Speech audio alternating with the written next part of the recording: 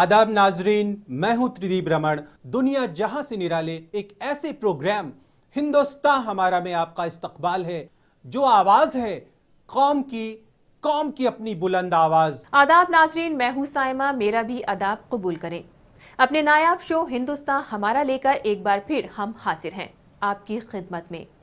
क्या किसी एक खास मजहब के होने के नाते किसी को आगे बढ़ने से रोका जा सकता है?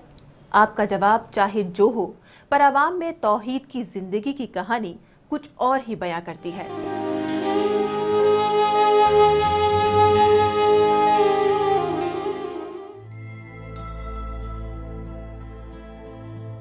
पेशे से मैकेनिक तौहीद हरियाणा के गुड़गांव का रहने वाला है, पर वो पिछले कई सालों से दिल्ली में रह रहा है। लेकिन जिस उम्र में तौहीद लोगों की गाड़ियों की मरम्मत कर रहा है, ये वक्त था खुद की किस्मत सुधारने का।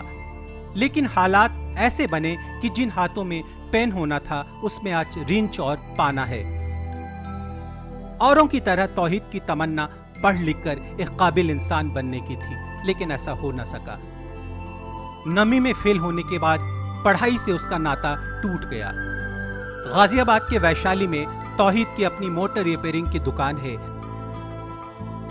जहां पर वो अपने वालिद के साथ काम करता है। लेकिन उसकी तमन्ना है कि वो अपने बूते कुछ कर दिखाए।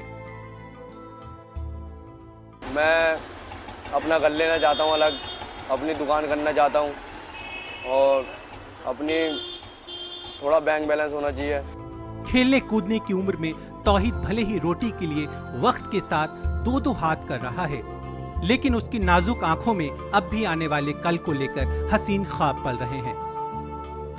तौहीद मुसलमान है, लेकिन वो टोपी पहनकर बाहर निकलने से कतराता है, क्योंकि उसका मानना है वो जब कभी टोपी पहनकर कहीं बाहर निकलता है तो लोग उसे शक की नजरों से देखते हैं। अगर हम बाहर निकल जाते हैं टोपी वोपी लगा के अपने पूरे लिबास में, तो लोग ऐसे देखते हैं जैसे हमने कुछ क्राइम कर रखा हो या कुछ गंदे काम कर रखे हो। सवाल एक तौहीद का नहीं है, सवाल हमारे निजाम का है, क्योंकि आज न जाने कितने ही तौहीदों का बचपन जवानी की दहलीज पर कदम रखने से पहले ही दम तोड़ देता है और उसे एक ऐसे मोड़ पर लाकर छोड़ देता है जहां रोटी की जंग के सिवा उसे और कुछ भी हासिल नहीं होता।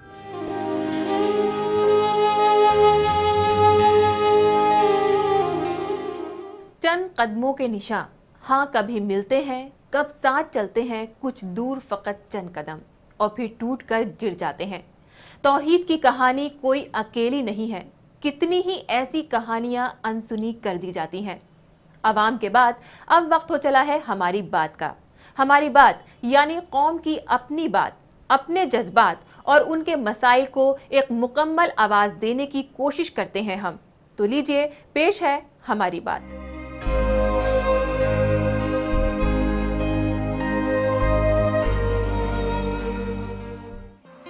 अरब देशों में कई ऐसे मुल्क हैं जहां मीडिया पर पाबंदी और अखबारों को लेकर कानून की खिलाफ वर्जी की खबरें अक्सर देखने और सुनने को मिलती रहती हैं।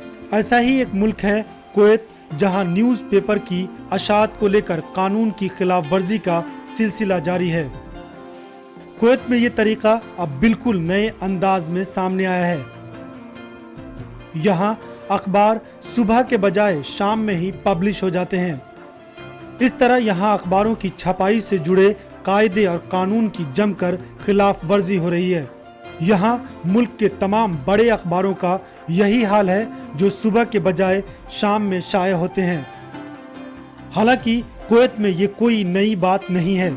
तकरीबन 20 सालों से इसी तरह का अमल जारी है और हुकूमत भी इस मामले पर अपना नजरिया साफ नहीं कर रही है। कहा जाता है कि 20 साल कबल मुल्क का बड़ा अखबार अल राय सुबह के बजाय शाम को छपने लगा था। अब यही हालात दोबारा से मुल्क के बड़े अखबारों के साथ हैं। कुवैत की आवाम से लेकर मीडिया का एक बड़ा तबका इसे लेकर फिक्रमंद है। उनके मुताबिक ये अमल सरासर कानून की खिलाफ वर्जी करता है। वैसे जराए बताते हैं कि माह रमजान के खत्म होने के बाद इन अखबारात को शाम की बजाय सुबह में शाया करने के लिए हुकूमत को कोई बड़ा कदम उठाना पड़ेगा और इसकी तैयारी भी चल रही है। फिलहाल माह रमजान की वजह से हुकूमत खामोश है। वैसे मीडिया में ही अगर इस तरह की कानूनी खिलाफ वर्जी हो तो आवाम को सच्ची बात बताने का अमल कैसे पूरा होगा, ये एक बड़ा सवाल है।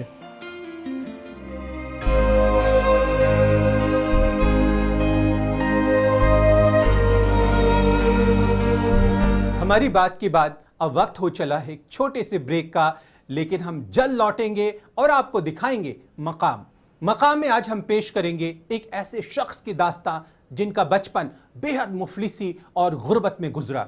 सामिया बिल्डर्स के जमील अहमद खां की जिंदगी की कहानी किसी फिल्मी कहानी से कम नहीं। पर पहले लेना होगा एक छोटा सा ब्रेक।